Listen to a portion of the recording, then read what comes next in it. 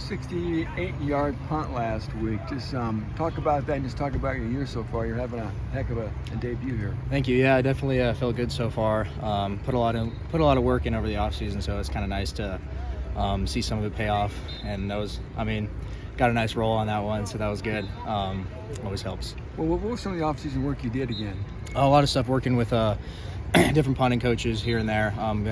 Went around the country. I think Spencer talked last time about how me, him, and Luke, Rob the snapper, all went down to Tennessee, and we did a camp this summer, and I've been around the country working with other guys too. So it's a lot of technical stuff, some mindset stuff, and it's, yeah, like I said, it's nice to see it pay off so far. You took an unconventional path, I guess, to get to Purdue. So explain how last season ended, the spring, and then choosing Purdue. Yeah, it was definitely been a wild ride.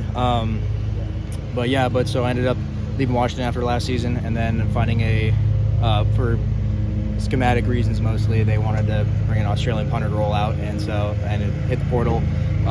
Went to Nebraska. I really liked their coaching staff and what they had there, and it fit schematically with me being a American pocket punter.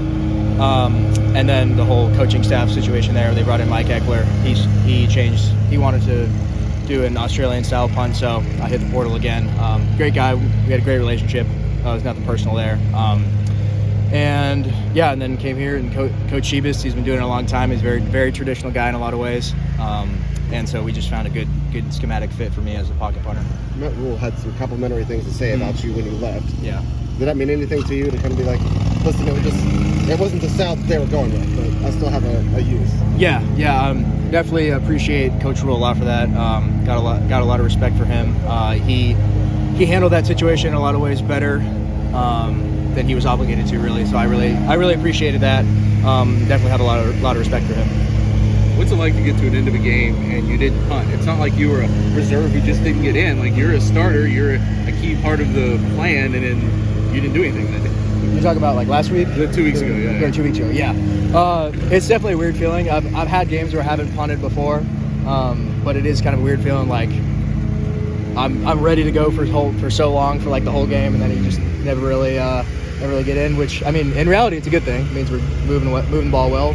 Probably winning the game if I'm not punting, but I'm just glad we got it's always a good thing to not punt, You're a guy, this is, like you just said, second place you've transferred to. Mm-hmm. Each place you go to probably has, like you guys have this week, the traveling trophy kind of games, the big rivalry games.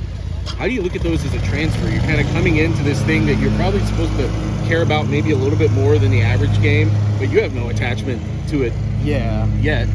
For me, it's just kind of, I would just want to be part of the team, make sure I can come in and do my job. Obviously, in reality, I don't have really much of an attachment to this game, but I do understand about rivalry games. Like, I was at Washington for 4 years. I'm from Seattle. I was a UW fan my whole life, so I understand the rivalry with them and, like, Washington State. So I do understand how rivalry games go. But as far as a game that I don't really have any connection to, just want to, make sure I'm just being a good teammate and kind of just doing my job. Do those Washington State weeks feel different? Sometimes, yeah.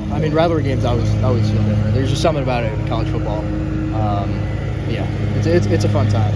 Do you see coaches, maybe especially in this transfer portal era, ever try to use those rivalry games, the trophy games, to bring the team together in a different way, or have you seen any of that this week? Yeah. It's still early this week, and one of our big things is just focusing on ourselves. Not really taking too much stock into who we're playing, just focusing on us. And using rivalry games and everyone wants to play in big time games, so it's definitely like if you're talking like a recruiting tactic, yeah.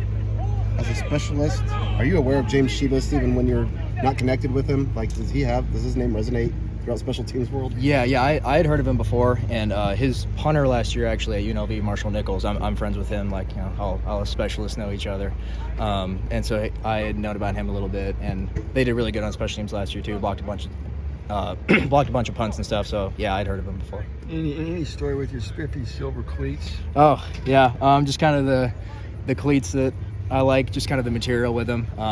They didn't make them in black. So that's really all the story there is there. What are they made out of? Just leather. Just leather. Yeah.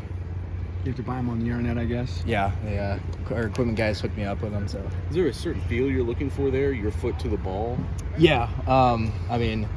without kind of boring with the specifics, yeah, I like We I like like specifics. an all leather cleat. It's really like on the top part there. Like some cleats nowadays have like a sock material on the top, and I just kind of like all leather. It kind of helps the ball pop off my foot a little bit better. So. Anything else?